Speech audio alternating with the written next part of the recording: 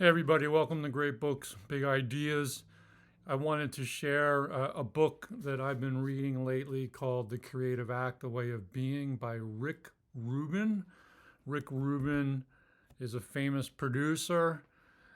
He helped to popularize hip hop by producing acts like the Beastie Boys and Run DMC and Public Enemy and LL Cool J, but he's worked with everybody. He's done a lot of rock acts like The Cult, Red Hot Chili Peppers, Weezer. He's worked with Aerosmith and country like Johnny Cash and on and on. He's done and Tom Petty. He's done quite a bit of work. So he wrote this really interesting book. This was a kind gift from a friend, The Creative Act, The Way of Being. It's published by Penguin Press. It's a very nice hardback, by the way, hardcover. And I noticed in one of the early chapters in this book, I'm still reading it, but one of these chapters called Submerge, it jumped right out at me as being very appropriate for this channel. So let me share with you an excerpt from this book, and I'll do some brief commentary on it. The chapter is called Submerge, The Great Works. Broadening our practice of awareness is a choice we can make at any moment. It is not a search, though it is stoked by a curiosity or hunger, a hunger to see beautiful things, hear beautiful sounds, feel deeper sensations, to learn and to be fascinated and surprised on a continual basis. In service of this robust instinct, consider submerging yourself in the canon of great works.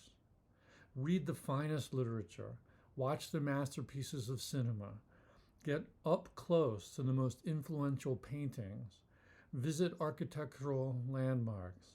There's no standard list. No one has the same measures of greatness.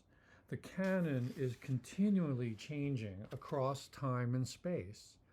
Nonetheless, exposure to great art provides an invitation.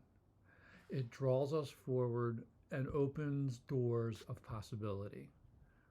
If you make the choice of reading classic literature every day for a year, rather than reading the news, by the end of that time period, you'll have a more honed sensitivity for recognizing greatness from the books than from the media.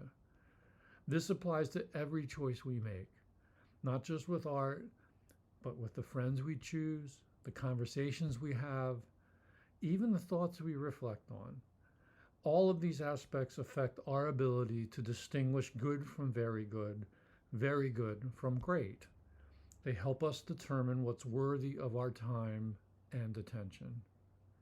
Because there's an endless amount of data available to us and we have a limited bandwidth to conserve, we might consider carefully curating the quality of what we allow in.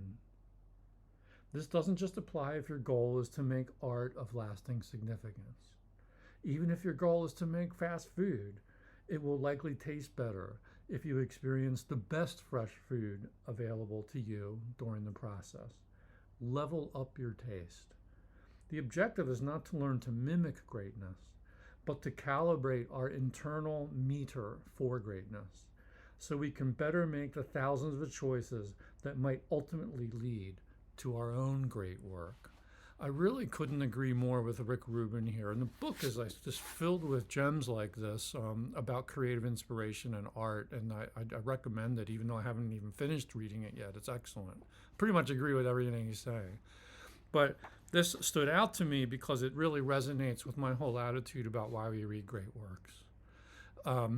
We don't read it to like be elite or to be snobby or to get one up on someone else or to show like what great taste we have. We use it to sort of calibrate our own inner filter, our own inner taste. And this comes from a reality that we can't just take it all in.